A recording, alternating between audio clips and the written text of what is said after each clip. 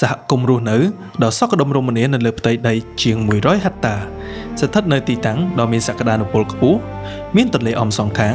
ផ្ដល់ជូននូវខ្យល់អាកាសបរិសុទ្ធស្វាគមន៍មកកាន់គម្រោងមេគង្គស៊ីធីនៃបូរីមេគង្គឡែន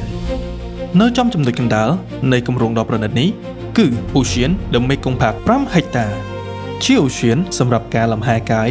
និងប្រណិតភាពរួមបញ្ចូលគ្នាផ្ដល់ជូននូវបទពិសោធន៍ថ្មីប្លែកដំបូងគេ The Mekong Park បែងចែកជា9តំបន់ធំៗរួមមាន The Panorama Zone, Wing Zone, Adventure Zone, Lakeside Zone, The Mekong Clubhouse, Green Zone, Chilling Zone, Joyful Zone និង The Lake Zone នៅ Ocean The Mekong Park លោកអ្នកនឹងទទួលបាននូវភាពរីករាយតាមរយៈសកម្មភាពកម្សាន្តដ៏សម្បូរបែបឥតដែនកំណត់បង្កើតអនុស្សាវរីយ៍យ៉ាងកក់ក្ដៅជាមួយនឹងក្រុមគ្រួសារស្រូបយកខ្យល់អាកាសបរិសុទ្ធនៅក្នុងសួនច្បារបៃតងខៀវស្រងាត់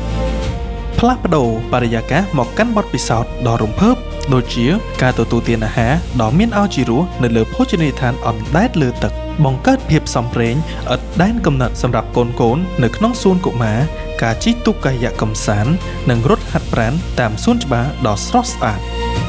បូរីមេគង្គឡែនមិនត្រឹមតែផ្ដល់ជូននៅផ្ទះដែលមានគុណភាពប៉ុណ្ណោះទេប៉ុន្តែយើងបដិញ្ញាចិត្តបង្កើតឡើងនៅសហគមន៍មួយដែលលើកកម្ពស់ដល់គុណភាពជីវិតផ្ដល់ជូនបទពិសោធន៍នៃការរស់នៅបែបយុគសម័យថ្មីនិងបំពេញនៅគ្រប់តម្រូវការរបស់លោកអ្នកប្រកបដោយឧត្តមភាពកិត្យានុភាពសុខដុមរមនានិងសុខុមាលភាពដ៏ល្អឥតខ្ចោះជូនដល់អតិថិជនគ្រប់រូប